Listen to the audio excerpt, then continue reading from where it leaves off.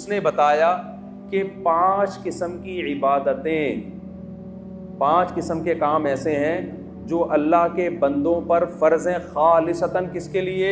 اللہ کے لیے۔ نمبر 1 نماز۔ آپ مجھے بتاؤ نماز جیسی عبادت آپ کو دنیا میں کسی مذہب میں نظر آتی ہے کیا؟ جس میں آپ دانت صاف کریں، لباس کو پاک کریں، ٹائمنگ بھی کتنی بہترین، صبح صبح آپ اٹھیں، جس بہانے مسلمان کو صبح اٹھنا پڑتا ہے۔ میڈیکلی دیکھا جائے کوئی انگلی اٹھا سکتا ہے اس کے اوپر؟ نماز کا ٹائم ایسا رکھا ہے جو میڈیکلی انسان کی صحت سے میچ، بولو نا، نہیں کرتا۔ کیونکہ کوئی کہہ سکتا ہے، بلکہ ڈاکٹر سے پوچھیں گے یار سب سے بہترین ٹائم صبح اٹھنے کا کون سا ہے؟ صبح کا ٹائم، اور تہجد میں اٹھیں تو اور اچھا ہے۔ اسلام نے اگر رات کو 2 بجے یا 2:30 بجے نماز رکھی ہوتی، بہت سے ڈاکٹروں کو اشکال ہو سکتا تھا، بھئی یہ ٹائم ایسا رکھا ہے تو گہری نیند کا ٹائم ہے، تو صحتیں برباد اسی وجہ سے ہو رہی ہے کہ تم نماز پڑھتے ہو۔ ٹائم ایسا رکھا گیا ہے جو ہماری نیچر اور فطرت سے میچ کرتا ہے، طریقہ ایسا رکھا گیا ہے، وضو کرو، دانت صاف کرو، طہارت حاصل کرو، یہ غسل، تو یہ تمام جو پورا پروسیس ہے، اس سے بہتر پروسیس عبادت کا کوئی لا سکتا نہیں ہے۔ سمجھ میں آ رہی بات کہ نہیں آ رہی؟ دوسرا حکم دیا نماز کے بعد زکوٰۃ کا، ہے یہ مخلوق کے لیے، لیکن اس کو حق کس کا قرار دیا گیا ہے؟ اللہ کا۔ یؤخذ من اغنیائہم وترد الی فقرائہم، مالداروں سے لی جائے گی اور اسی قوم میں غریبوں پہ تقسیم کر دی جائے گی۔ اتنا بہترین نظام زکوٰۃ کا رکھا۔ ٹیکس کا نظام اور زکوٰۃ کو ذرا آپ کمپیئر کریں، ٹیکس ہر چیز پہ گورنمنٹ لیتی ہے، اللہ میاں جو ہم سے زکوٰۃ کے نام پہ ٹیکس لیتے ہیں، نا نا نا نا، غریبوں سے تو ہے ہی نہیں، غریبوں سے وہ ٹیکس بولو نہیں لیا، درمیانے طبقے سے بھی نہیں ہے۔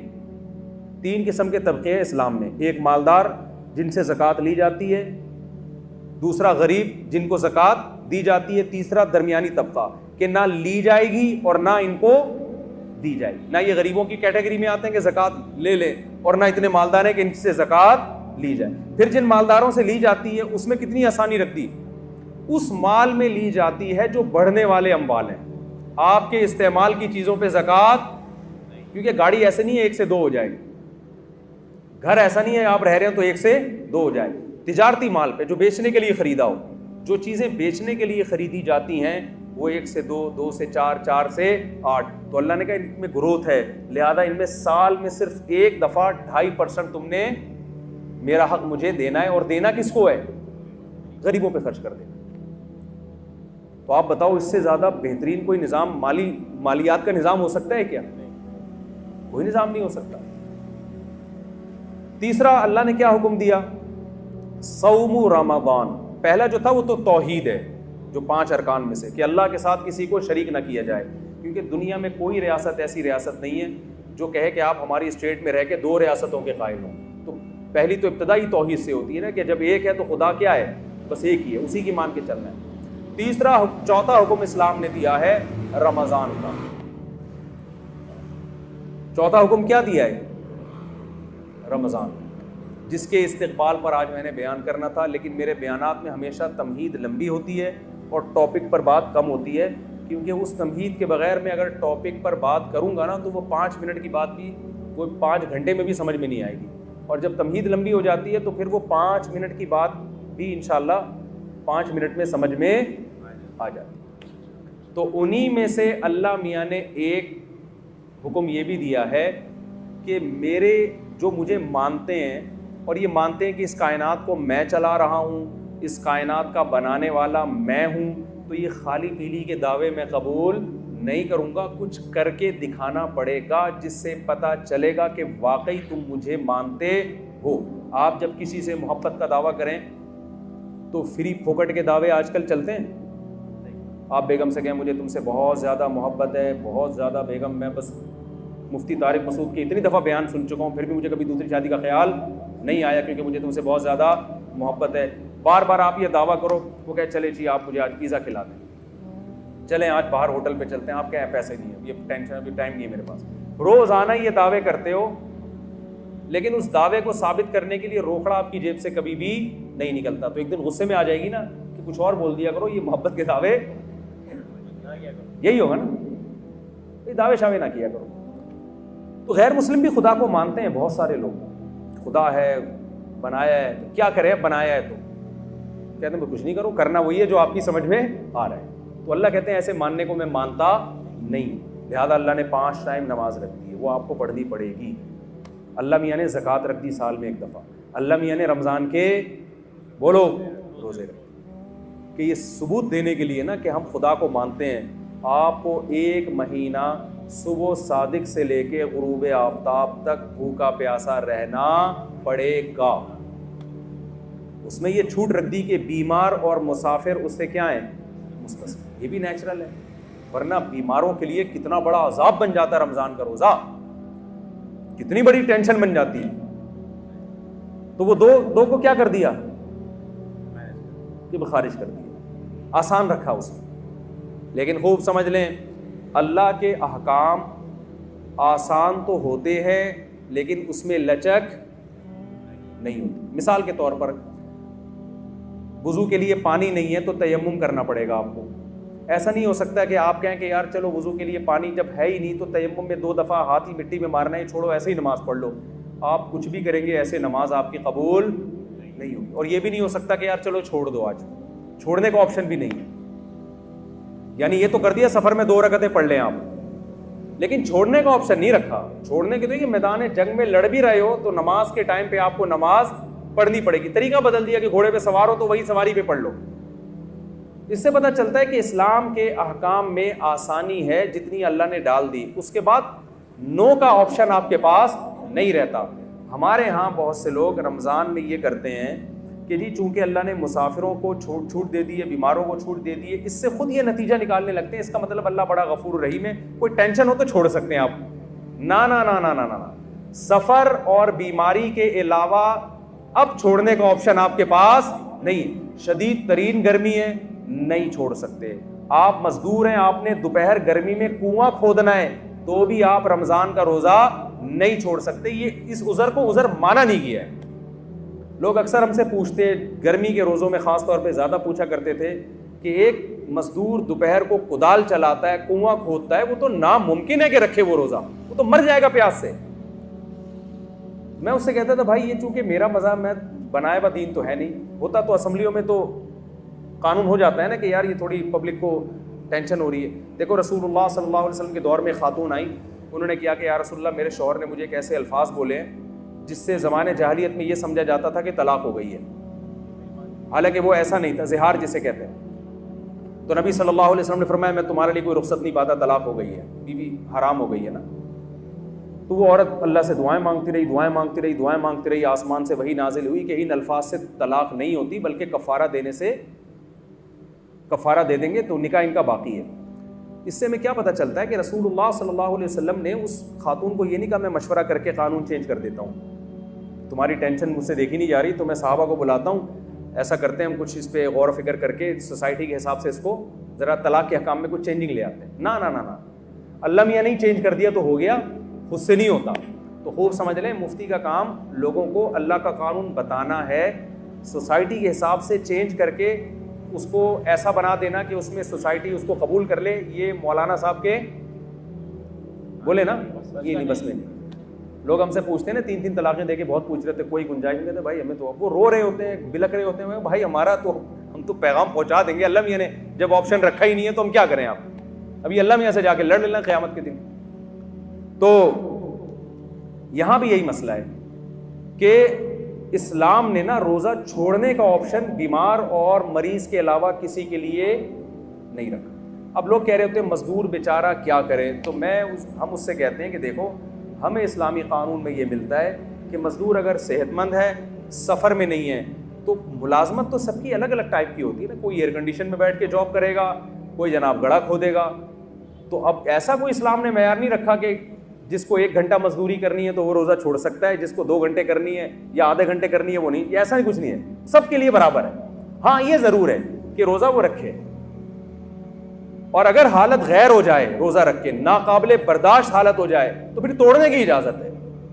بیمار ہونے کا خطرہ ہو. کیونکہ جیسے بیمار کو روزہ چھوڑنے کی اجازت ہے, ایسے ہی بیماری کے خوف میں آپ کو روزہ توڑنے کی بھی بولے نا بھائی اجازت. جیسے شوگر کے پیشنٹ نے روزہ رکھ لیا, بعد میں دیکھا شوگر بہت ڈاؤن ہو رہی ہے, حالت خراب ہو رہی ہے, تو روزہ وہ توڑ سکتا ہے. تو اب یہ شوگر کے ساتھ خاص نہیں ہے. مزدور کو اگر یہ خطرہ ہو گیا کہ مجھے پیاس اور اتنی زیادہ لگ رہی ہے کہ میں نے اگر روزہ نہیں توڑا تو میں بے ہوش ہو جاؤں گا یا خدا نخواستہ مر جاؤں گا یا میرے شوگر لیول ڈاؤن ہوگا جس سے کوئی بھی بیماری ہونے کا خطرہ ہے, تو جب اس کا یہ خیال ہو اور غالب گمان ہو کہ ایسا ہو جائے گا, تو ایسی کنڈیشن میں اسلام اس کو روزہ توڑنے کی اجازت دیتا ہے. تو علماء کہتے ہیں جو کوئلے کی کان میں کام کرتے ہیں نا, روزانہ روزہ رکھیں گے اور روزانہ حالت غیر ہونے پر روزہ توڑیں گے, کیونکہ چھوڑنے کی دلیل نہیں ہے, توڑنے کی ہے. بہت مشکل ہے بات سمجھانا, میرا خیال نہیں آ رہی سمجھ. ہمارے غامدی صاحب نے تو فتویٰ دے دیا کہ کل آپ کا پیپر ہے تو بھی آپ روزہ چھوڑ سکتے ہیں. تو میں مقصد غامدی صاحب پہ رد کرنا نہیں ہے, مقصد یہ کہ اس قسم کے بھی اسکالرز مارکیٹ میں آ رہے ہیں. تو یہ قانون کو آپ اسلام کے چینج نہیں کر سکتے, جیسا ہے ویسا ہی رہنے دینا پڑے گا آپ کو. تو آپ کے پاس گرمی کی شدت کی وجہ سے, جاب کی وجہ سے, پڑھائی کی وجہ سے, پیپر کی وجہ سے روزہ چھوڑنے کا آپشن نہیں ہے, اور توڑنے کا بھی پیپر کی وجہ سے نہیں ہے, توڑنے کا بیماری کی وجہ سے ہے. سمجھ میں آ رہی بات کی نہیں آ رہی؟ تو اب مجھے ایک بات بتاؤ, جلدی سے بات کو ختم کرتا ہوں میں, کہ اللہ میاں نے یہ جو رمضان کا ہمیں دیا ہے نا, یہ بھی بڑا خاندانی حکم ہے. یہ بھی لگتا ہے کہ یہ اللہ ہی کا بنایا ہوا قانون ہے, کسی انسان کا بنایا ہوا قانون نہیں ہو سکتا. ایک دور تک ہم سنتے رہے, میں بچپن میں ڈاکٹروں سے سنا کرتا تھا کہ ہمیں ہر تھوڑی تھوڑی دیر میں نا کچھ کھانا چاہیے, ایک دم پیٹ بھر کے نہیں کھانا چاہیے. مجھے شروع سے یہ بات میری کھوپڑی میں نہیں آتی تھی, یہ نیچر کے خلاف ہے. ڈاکٹر صاحب کے پاس گئے, میرا پیٹ خراب ہے. انہوں نے کہا, ڈاکٹر صاحب نے کہا کہ دیکھیں تھوڑا سا کھائیں دھونے والے, پھر آدھے گھنٹے بعد پھر تھوڑا سا کھائیں, 2 یا 3 جتنے افورڈ کر سکیں, پھر تھوڑا کھائیں. میں نے کہا ڈاکٹر صاحب ہماری بکری کو تو میں نے اس اسٹائل میں دیکھا ہے, کبھی کسی انسان کو میں نے اس طرح کھاتا ہوا نہیں. اگر یہ نیچرل ہوتا تو سب سے پہلے محمد صلی اللہ علیہ وسلم کا طریقہ ہوتا, جو اللہ کے پیغمبر تھے. آپ کا کوئی کام نیچر کے خلاف نہیں تھا. وہاں تو 2 کھانے ملتے, ناشتہ بھی نہیں ملتا ہمیں, بکرۃ و عشیہ. آپ صلی اللہ علیہ وسلم دوپہر سے پہلے کھایا کرتے تھے صحابہ کے دور میں, اور مغرب کے بعد کھایا کرتے تھے. یہ 2 ٹائم تھے کھانے کے. ناشتے کا لفظ عربی ڈکشنری میں آپ کو نہیں ملے گا, حالانکہ عربی بڑی فصیح اور بلیغ زبان ہے. فطور جو آج عربی میں ہے یہ جدید عربی میں ہے, فطور ناشتے کو کہتے ہیں. قدیم عربی میں ناشتے کا لفظ بولیں نہیں. بلکہ میں اور آپ کی جنرل نالج کے لیے ایک بات بتاؤں, انگریز کے بر صغیر میں آنے سے پہلے آپ کو اپنے باپ دادا کی ڈکشنری میں بھی ناشتے کا لفظ نہیں ملے گا. یہ انگریزوں نے ناشتہ متعارف کروایا ہے. سمجھ میں آ رہی ہے بات کہ نہیں آ رہی ہے؟ تو یہ تھا ہی نہیں, یہ مسلمانوں میں آیا گوروں کے آنے کے بعد ہے. چائے بھی, سگریٹ بھی, گٹکے بھی, پان بھی, یہ ساری چیزیں یہ انگریزوں کے آنے کے بعد آئی ہیں. ورنہ مسلمان کلچر ان تمام چیزوں سے کیا تھا, پاک تھا. وہ جانتے ہی نہیں تھے یہ کیا ہوتا. تو چائے پیئیں نہ, میں بھی پیتا ہوں, میں یہ نہیں کہ چھوڑ دیں آپ, یا پیئیں نہ پیئیں وہ آپ کا ہیڈیک ہے. بتانے کا مقصد یہ کہ یہ ساری چیزیں یہ بعد میں آئی ہیں, یہ ہمارا کلچر نہیں ہے. تو ان میں ناشتہ بھی بعد میں آیا ہے. 2 ٹائم کا کھانا ہے. اب سنا ہے ڈاکٹر یہی کہہ رہے ہیں کہ 2 ٹائم کھایا کرو, تمیز کا کھانا یہی ہوتا ہے 2 ٹائم کا. واللہ عالم, یہ ڈاکٹروں کی فیلڈ ہے کہ ڈاکٹر صاحب سے ہی پوچھیں آپ. تو اب آپ کو پتہ ہے مسلم فاسٹنگ کے نام پہ ایک بڑی تحریک چل رہی ہے ڈاکٹروں کی طرف سے. 16 گھنٹے کی فاسٹنگ, خاص طور پر جن کے ویٹ زیادہ ہیں. زیادہ تر تو کے ویٹ کیا ہیں, زیادہ ہی ہے نا میرا خیال. میں نے بہت کم لوگ دیکھے کولیسٹرول کی کمی ہو جن میں, ایسے بہت دیکھیں. اچھا آپ جتنے لوگ مر رہے ہیں, مجھے ایک بات بتاؤ, کوئی ڈاکٹر صاحب بیٹھے ہیں تو ان سے پوچھیے گا کوئی ایک بندہ دکھائیں ہسپتال میں جو خوراک کی کمی سے مر رہا ہو. کوئی ہے ایسا بندہ؟ کتنی مہنگائی ہو جائے, کتنی غربت ہو جائے, ڈالر کتنا ہی اوپر چلا جائے, پھر بھی بھوک سے مرنے والوں کا ریشو ہمارے سوسائٹی میں کم ہے, کھا کے مرنے والوں کا ریشو. تو ہمیں جو حکم دیا ہے نا اس میں روحانی قوت بعد میں ہے, ہمارے جسم اور باڈی کا فائدہ پہلے. علماء ایک زبردست بات کہتے ہیں کہ مال کی زکوٰۃ پیسہ ہے, باڈی کی زکوٰۃ کیا ہے, بولیں روزہ. جیسے مال کی زکوٰۃ دینے سے حدیث میں آتا ہے کہ یہ میل کچیل ہے جو آپ کے مال سے نکل جاتا ہے, تو اسی طرح باڈی کی زکوٰۃ سے بھی آپ کی باڈی کا میل کچیل کیا ہوتا ہے؟ روزے کے ذریعے نکل جاتا ہے۔ یہ اللہ کی بہت بڑی ہم پر نعمت اور رحمت ہے۔ اور اس میں یہ تو جسمانی فائدہ ہے، روحانی فائدہ کیا ہے؟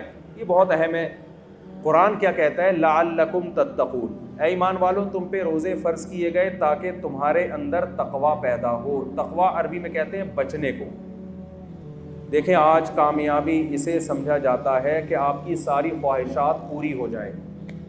یہ بہت بڑی بھول ہے۔ جن لوگوں کی ساری خواہشات پوری ہوتی ہیں وہ ڈپریشن کے مریض بنتے ہیں، اور بالآخر وہ خودکشی کی طرف ان کی طبیعت مائل ہوتی ہے۔ انسان کی باڈی کو اللہ نے ایسا بنایا ہے کہ ایک خواہش پوری ہوئی وہ 4 خواہشیں پیدا کر کے ختم ہوتی ہے، پھر وہ 4 خواہشیں پوری ہوئیں تو ایسا نہیں کہ اطمینان ہو جائے، وہ 4000 خواہشیں پیدا ہو چکی ہوتی ہیں۔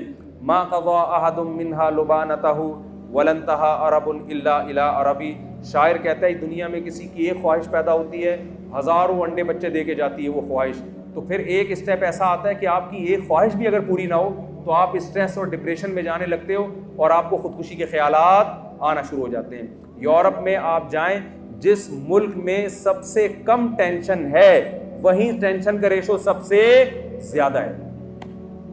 نہیں آ رہی بات؟ میرا خیال ہے آپ کی ساری خواہشات اگر پوری ہو جائے نا تو اس سے ٹینشن کبھی بھی ختم نہیں ہوتی۔ اس سے ٹینشن کیا ہوتی ہے؟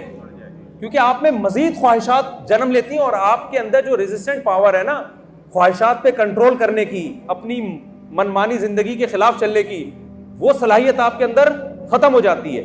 روزہ آپ میں یہ کوالٹی پیدا کرتا ہے کہ آپ کی چاہتوں کے خلاف چلنے پر آپ کو مجبور کرتا ہے، جس سے آپ کے اندر اپنی خواہشات کو کنٹرول کرنے کی صلاحیت پیدا ہوتی ہے۔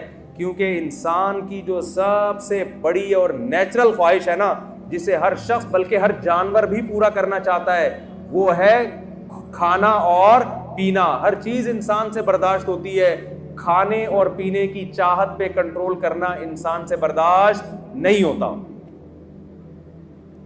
سمجھ میں آ رہی بات کی؟ تو اسلام نے 1 مہینے کے لیے کیا کہہ دیا؟ جو آپ کی سب سے مرغوب چیز تھی نا کھانا اور پینا، اسی پہ پابندی لگا دی۔ تبھی آپ دیکھیں روزے میں کتنا عجیب سا ہوتا ہے انسان، صبح آفس جانے کا دل نہیں کر رہا کیونکہ وہ جو چائے پی کے جانے کی عادت تھی وہ چائے کیا ہو گئی، اور ٹائم کیسا رکھا ہے کھانے پینے کا؟ ایسا ٹائم کھانے کا رکھا ہے کہ دنیا میں کوئی بھی اس ٹائم پہ نہیں کھاتا۔ یعنی اللہ میاں نے اجازت دے بھی دی نا کھانے کی، تو ایک سحری کے ٹائم پہ کھاؤ۔ آپ مجھے بتاؤ، آپ اپنے بچے کا ولیمہ کر رہے ہو، لوگوں کو کارڈ چھپاؤ، لوگ پوچھیں بھائی کتنے بجے آنا ہے، آپ کہہ سکتے ہو بھائی 2 بجے کھانا ہوگا، 4 بجے بھی ہو جاتا ہے، لوگ عصر کے بعد بھی کر دیتے ہیں یا چائے سموسے ہو جائیں گے، آپ رات کو بھی لیٹ نائٹ بھی کر دیتے ہیں 12:30۔ کبھی آپ نے دیکھا 3:30 بجے آپ نے کارڈ پہ چھپایا ہو؟ یہ ہمارے بچے کی شادی ہے، ولیمہ ہے، اور ٹائم کیا ہے؟ صبح۔ تو آپ کہو گے بھائی آپ کھاؤ، آپ کا بچہ کھائے، ہم اپنے گھر میں عزت کے ساتھ سو رہے۔ کتنی ٹینشن دے دی اللہ تعالیٰ نے کہ کھانے کی ٹائمنگ ایسی رکھی ہے کہ دنیا میں کوئی بھی اس ٹائم پہ کھاتا نہیں ہے، تاکہ یہ اپنی خواہشات کے خلاف چلے۔ 1 مہینہ کی یہ ٹریننگ ہے۔ اور ایک گورے نے بتایا، ہمارے ایک ریلیٹو، انہوں نے گورے نے پوچھا نا تم روزہ کیوں رکھتے ہو؟ انہوں نے کہا کہ یار پوری دنیا کے مسلمان رکھتے ہیں۔ اس نے کہا یار یہ عقل سے بالاتر ہے کہ اتنی ٹینشن کروڑوں لوگ 1 مہینے تک، جبکہ گورنمنٹ کی طرف سے کوئی لا بھی نہیں ہے، اس پر عمل کیسے کر لیتے ہیں؟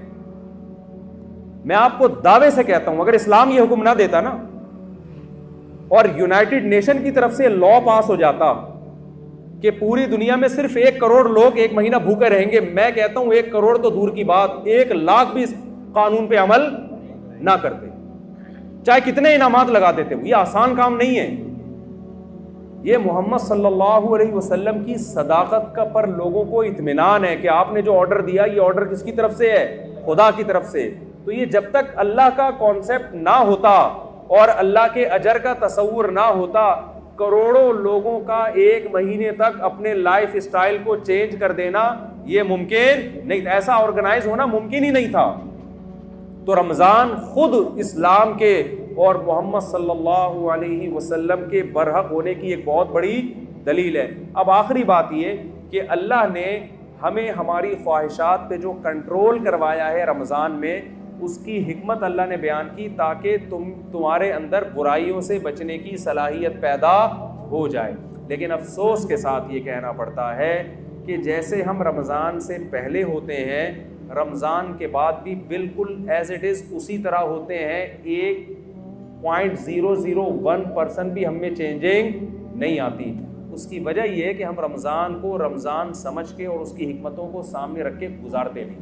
تو اس رمضان میں میں اور آپ یہ ارادہ کر لیں کہ ہم ٹریننگ کی نیت سے انشاءاللہ اس رمضان کو گزاریں گے. ہم کہیں گے اے اللہ جو چیزیں حلال تھیں اور انتہائی مرغوب تھیں ہم جب تیری خاطر اس کو چھوڑ رہے ہیں تو ہم یہ پریکٹس اس نیت سے کر رہے ہیں تاکہ جو چیزیں حرام ہیں اور ان کا چھوڑنا روٹی چھوڑنے سے آسان بھی ہے ہم پورے سال ان حرام چیزوں سے انشاءاللہ بچنے کی کوشش کریں گے. اس نیت سے رمضان آپ گزاریں گے تو انشاءاللہ رمضان آپ کی زندگی میں چینجنگ لے کر آئے گا.